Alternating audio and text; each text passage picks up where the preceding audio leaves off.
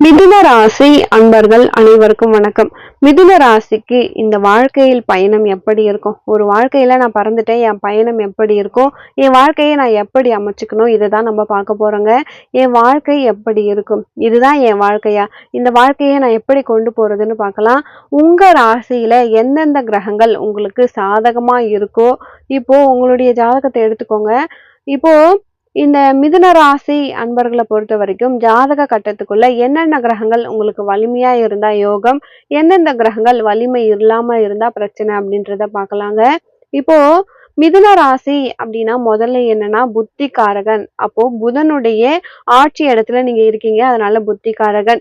உங்களுடைய ராசிக்கு அதிபதி புத பகவான், அதனால உங்களை ஜெயிக்கவே முடியாது. வாக்கு சாதுரியத்தால வெற்றி பெறக்கூடியவங்க இந்த மிதுன ராசி அன்பர்கள்.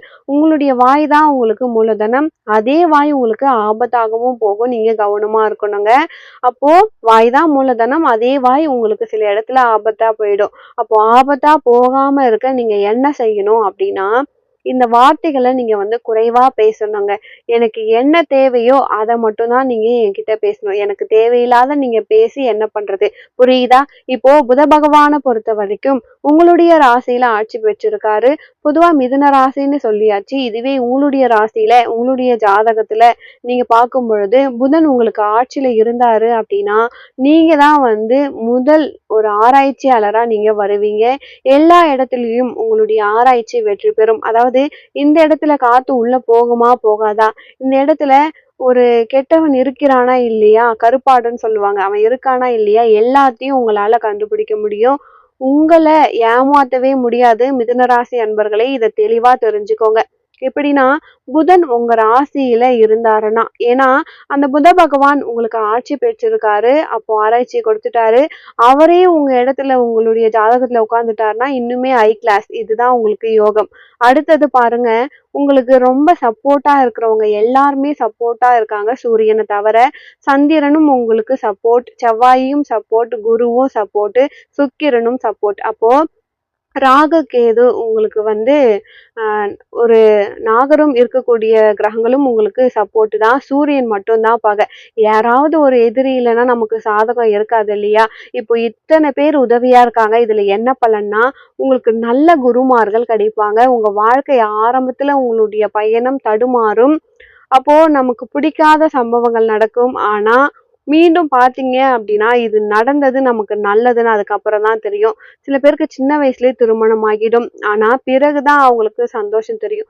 நல்ல வேளை எனக்கு நல்ல மாப்பிள்ளை கிடைச்சாரு, நல்ல வேளை எனக்கு நல்ல பொண்ணு கிடைச்சது, அதனாலதான் நான் இன்னைக்கு நிம்மதியா இருக்கேன்னு சொல்லுவாங்க. சில பேருக்கு சின்ன வயசுலயே கல்யாணம் ஆகி பிரச்சனை ஆகிடும். ஏன்னா இப்போ நம்ம சொன்ன கிரகங்கள் உங்க ராசியில இருந்தா யோகம். சூரியன், அதாவது சந்திரன், குரு, செவ்வாய், ராகு, கேது, சனி இதெல்லாம் உங்க ராசியில இருந்தாங்க அப்படின்னா உங்களுக்கு ஓகே. இல்ல பிளாங்கா இருக்கு, யாருமே இல்லைன்னா நம்ம கொஞ்சம் ராசி அதிபதியை வச்சுதான் நம்ம வாழ்க்கைய ஓட்டணும். புரியுதுங்களா? இப்ப நம்ம பேசுறது உங்களுக்கு சின்ன வயசுலயே திருமணம் ஆகிடும், நல்லா இருப்பீங்க.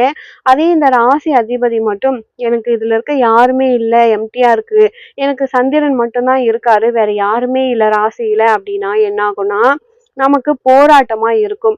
அப்போ போராட்டத்துக்கு விடை நம்ம தெரிஞ்சுக்கணுங்க. ஏன்னா இந்த கிரகங்கள் எப்ப இந்த இடத்துக்கு வருதுன்னு பார்த்து அந்த நேரத்துல நமக்கு தடைப்பட்ட எல்லா விஷயத்தையும் சரி பண்ண ஆரம்பிக்கணும். குரு நம்ம இடத்துக்கு எப்போ வராரு, புதன் நம்ம இடத்துக்கு எப்போ வராரு, சுக்கிரன் நம்ம இடத்துக்கு வராருன்னு பார்த்து அந்த நேரம், அப்போ சுக்கிரன் நம்ம இடத்துக்கு வரும்பொழுது நம்ம திருமணம் பண்ணிக்கலாம். தடைப்படுற கல்யாணம் நடந்துரும். குழந்தை பாக்கியத்துக்கு முயற்சி பண்ணலாம். பள்ளி படிப்பு சம்மந்தப்பட்ட விஷயங்கள் செய்யலாம். சில பேரு படிக்க முடியல, எனக்கு ரொம்ப கஷ்டமா இருக்குன்னா அவங்க செய்யலாம். பரீட்சையில தோத்துக்கிட்டே இருக்கேன் அப்படின்னும் பொழுது புதன் உங்களுடைய ராசிக்கு வரும் பொழுது நீங்க எக்ஸாம் எழுதும் பொழுது சக்சஸ் ஆகிடுவீங்க. அப்போ குரு வரும்பொழுது பெரியவங்களை சீக்கிரமா நீங்க மீட் பண்ணலாம். பெரியோர்களின் உபதேசம் கிடைக்கும். இதுவே உங்களுடைய ராசியிலே கிரகங்கள் இருந்தா இன்னும் நீங்க டாப்ல வருவீங்க.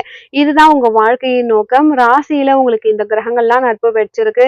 புதன் உங்களுக்கு ஆட்சி பகவான். சந்திரனோடு புதன் உங்க கூட சேர்ந்துட்டாருன்னா நீங்க யோகாதிபதி. அப்போ சந்திரனோடு இதுல என்ன ஒரு குழப்பம்னா, சந்திரனோடு எந்த கிரகங்கள் சேர்ந்தாலுமே சந்திரன் சொல்றத மட்டும்தான் கேட்கும், மனசு சொல்றத கேட்கும். அப்போ புதன் உங்க கூட சேர்ந்தாலும் மனசு முடிவு பண்ணும், நான் எப்ப படிக்கணும், எப்ப எந்திரிக்கணும்.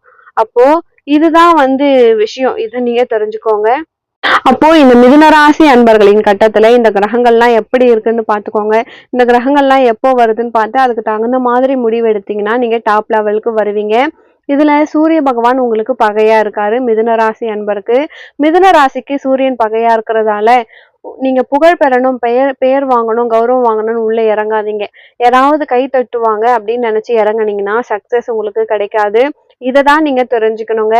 அதே உங்களுடைய ராசியில நீங்க மிதுன ராசியில பிறந்தவர்கள் பிறக்கும் பொழுது நீங்கள் சித்திர மாதத்துல பிறந்திருக்கீங்க அப்படின்னா உங்களுக்கு ரொம்பவே யோகம். ஆவணி மாதத்துல பிறந்தீங்கன்னா யோகம்.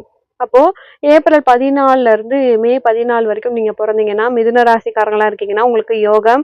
அதே மாதிரி ஆவணி மாதத்துல ஆகஸ்ட் 15ல இருந்து செப்டம்பர் 15க்குள்ள நீங்க பிறந்திருக்கீங்கன்னா ரொம்பவே யோகம். ஏன்னா சூரியன் என்ன பண்ணுவாரு, அங்கெல்லாம் நட்பு பெற்றிருக்காரு, ஆட்சி பெற்றிருக்காரு, உச்சம் பெற்றிருக்காரு.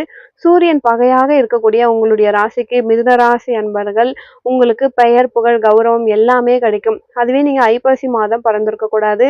அப்போ ஐப்பசி மாதம் பிறந்தா ஏன்டா பிறந்தோம் அப்படின்னு தான் பல பேர் யோசிப்பாங்க.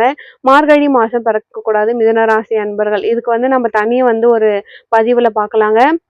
இப்போ மிதுன ராசி அன்பர்களை பொறுத்த வரைக்கும் சூரியன் பகை பெற்றிருக்கின்ற காரணத்தால உங்களுடைய ராசிக்கு நீங்க இந்த மாதத்துல பிறந்திருந்தா யோகம். உங்க ராசியில சூரியன் அமர்ந்திருந்தால் நீங்க தயவு பண்ணி இருக்கிறது நல்லது. மிதுன ராசி அன்பர்களே, நீங்க ஆணி மாதத்துல பிறந்தீங்க அப்படின்னா சில இடத்துல அமைதியா இருங்க. புகழுக்காக பெயருக்காக நீங்க செலவு பண்ணாதீங்க, எதிர்பார்க்காதீங்க. இவ்வளவுதான். எதிர்பார்ப்பு இல்லாம இருங்க. கண்டிப்பா உங்க வாழ்க்கையில நீங்க ஜெயிப்பீங்க. மிதுனத்தை பொறுத்த வரைக்கும் ஒரே விஷயம், எதிர்பார்க்காம இருக்குங்க. அப்ப எதிர்பார்ப்பை குறைச்சிட்டீங்கன்னா மிதுன ராசி அன்பர்கள் என்னைக்குமே ஜெயிப்பீங்க. உங்களுடைய வாழ்க்கையின் நோக்கமும் அதான், உங்களுடைய பயணமும் அதேதான். எதிர்பார்ப்பு என்னைக்குமே நீங்க வச்சுக்காதீங்க. ஏமாற்றமும் உங்களுக்கு வராது. உங்களை எல்லாரும் புரிஞ்சுப்பாங்க. உங்களுக்கு பயம் வராது, நிம்மதி வந்துடும், சந்தோஷம் தானே. இதுல என்ன ஒண்ணுன்னா, சக்கிர தாழ்வார் சுதர்சன மகாவிஷ்ணு அவரு உங்களுக்கு ஃபுல் சப்போர்ட் பண்ணுவாரு. புதன்கிழமை சக்கர தாழ்வார் வழிபாடு நீங்க அவசியம் பண்ணுங்க மிதுன ராசி அன்பர்களே. ஒரு முறை நீங்க அவசியம் ஆஹ் ஸ்ரீரங்கம், அதாவது திருவரங்கம் கண்டிப்பா போயிட்டு சுவாமி தரிசனம் பண்ணிட்டு வாங்க. திருவரங்கம் சென்று ஒரு முறை திருவரங்கம் சென்று அரங்கநாதரை வழிபாடு பண்ணுங்க. மென்மேலும் உயர்வு உங்களுக்கு கண்டிப்பா ஏற்படுங்க. இந்த வாழ்க்கையின் பயணத்தை உங்களால உணர முடியும். மிதுனராசி அன்பர்களே, தெய்வ பலம் உங்களுக்கு இருக்கு. இந்த காலகட்டத்துல இப்போ நான் சொன்ன சந்திரன் நட்பு பெற்றிருக்காரு, அங்காரகன் செவ்வாய் உங்ககிட்ட இருக்காரா, புதன் இருக்காரா, குரு இருக்காரா, சனி ராகு கேது இருக்காங்களான்னு பாத்துக்கோங்க. சூரியன் உங்களுடைய ராசியில மேஷத்துல இருந்தா நல்லது, சிம்மத்துல இருந்தா நல்லது. அப்படி இல்ல துலாம்ல இருக்காருன்னா நீங்க கொஞ்சம் கவனமா இருக்கணும். அப்போ தடையில்லாத வெற்றி உங்களுக்கு கிடைக்கும். முதல்ல உங்களுடைய பயணத்தை தெரிஞ்சுக்கோங்க. அதுக்கப்புறம் உங்க வாழ்க்கை இனிமையா இருக்கும். உங்க வாழ்க்கையை தெரிஞ்சுக்கிட்டீங்கன்னா உங்க வாழ்க்கையும் இனிமையா இருக்கும். இப்போ உங்களுடைய ஜாதகத்துல இந்த கிரகங்கள்லாம் ஏதோ ஒரு இடத்துல இருக்கும் பொழுது அதற்கான பரிகாரங்களை செய்யும் பொழுது நல்ல மாற்றங்கள் ஏற்படும். நீங்களும் ஜெயிக்கக்கூடிய ஒரு வாழ்க்கையை அடைவீங்க. இந்த பதிவு கேட்டதே உங்களுக்கு நல்ல நேரம் தான். இதை பார்த்துட்டு உங்களுடைய ஜாதகத்தை முழுசா தெரிஞ்சுக்கோங்க. பிறகு உங்க வாழ்க்கையில நல்லது மட்டும்தான் நடக்குங்க. இந்த பதிவு உங்களுக்கு ரொம்பவே பயனுள்ளதா இருந்திருக்கும்னு நினைக்கிறேன். வீடியோ பிடிச்சிருந்தா மறக்காம நம்ம சேனலை சப்ஸ்கிரைப் பண்ணி வச்சுக்கோங்க. அடுத்து ஒரு நல்ல பதிவில் மீண்டும் உங்களை சந்திக்கிறேன். நன்றி.